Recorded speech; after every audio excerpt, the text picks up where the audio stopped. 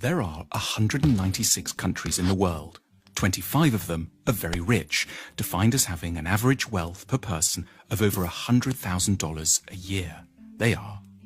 But far more countries are quite poor, and some, which we're considering here, are very, very poor. These are the 20 poorest countries in the world, where the per capita wealth is under $1,000 a year, or under $3 a day. Every country is now more or less on a path to growth, but the poor ones are growing very, very slowly. If Zimbabwe continues at its current growth rate, it will qualify as a rich country in 2,722 years.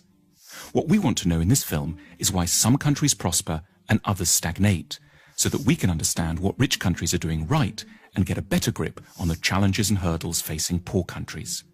There are basically three factors that determine whether a country will be rich or poor. The first is institutions.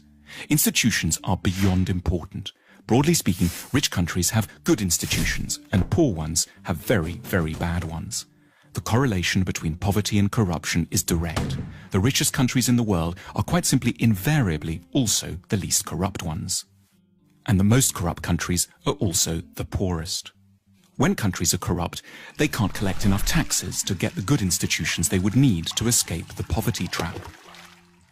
Half of the wealth of the world's poorest 20 countries goes into offshore accounts. Lost revenues in these countries totals between $10 and $20 billion a year. Meanwhile, without an adequate tax base, poor countries can't invest in police, education, health and transport. Now, a more generous way to look at corruption is that it's really a case of clan-based thinking. Say you're hiring someone. In the rich countries, you're meant to do so simply on merit, interviewing lots of candidates, then picking the best one, irrespective of any personal connection. But in poor countries, under the sway of clan-based thinking, that approach would itself be seen as corrupt.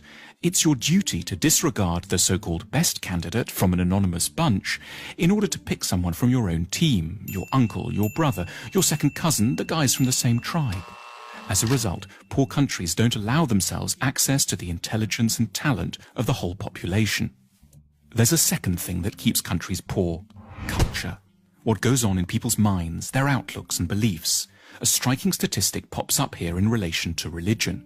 If there's one generalization you can make about religion and wealth, it's that the less people believe, the richer they stand a chance of being. 19 of the richest countries in the world have 70% or more of their populations saying that religion is not at all important to them. The exception here is, unsurprisingly, the United States, which manages to combine great religiosity with huge wealth. More on that in a second. And conversely, the poorest nations in the world are also extremely believing ones. Here's how many people think religion and the supernatural is deeply important in the following countries. In the world's poorest country, simply everyone is a believer.